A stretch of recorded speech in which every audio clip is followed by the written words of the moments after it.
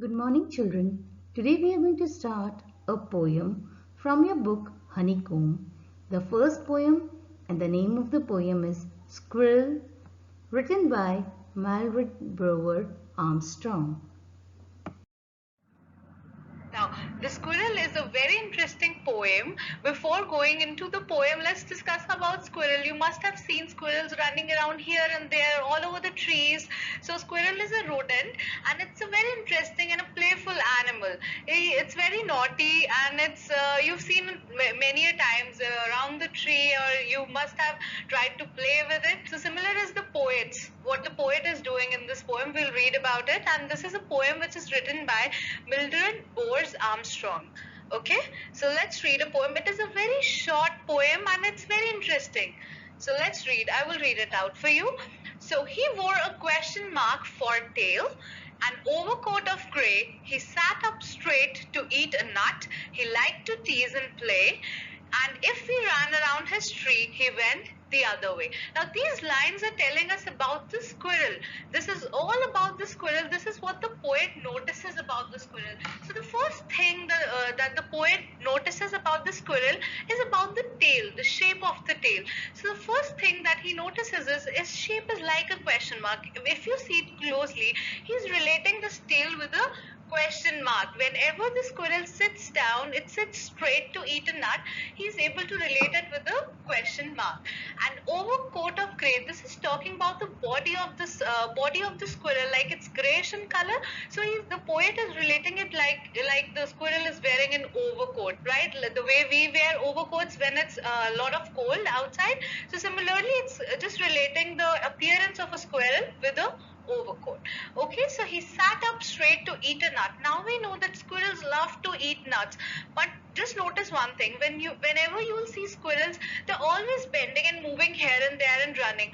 But whenever they eat something, they eat in a certain posture, and that posture is they sit straight. The back is straight, just like in this image you see, the back is always straight. So that's why the poet is trying to say that he sat up straight.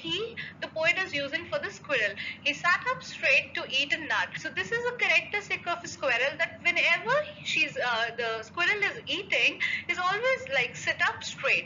He liked to tease and play. Now, how is the squirrel actually teasing?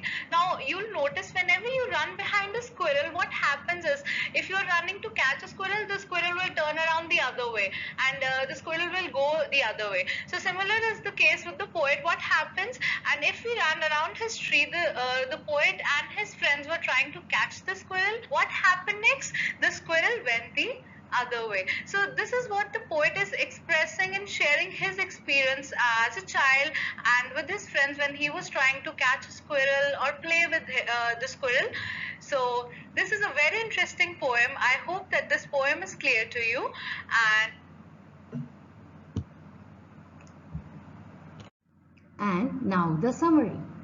In the poem The Squirrel, the poet Malred Brewer Armstrong describes a squirrel that he observes in his garden. The poet describes how the squirrel, covered in grey fur, sits in an upright position on a tree branch eating a nut. His tail looks like a question mark because of its bent shape. The happy and lively squirrel loves to play with the poet and her friends. Whenever they ran around the tree, he would run to the other side of the tree.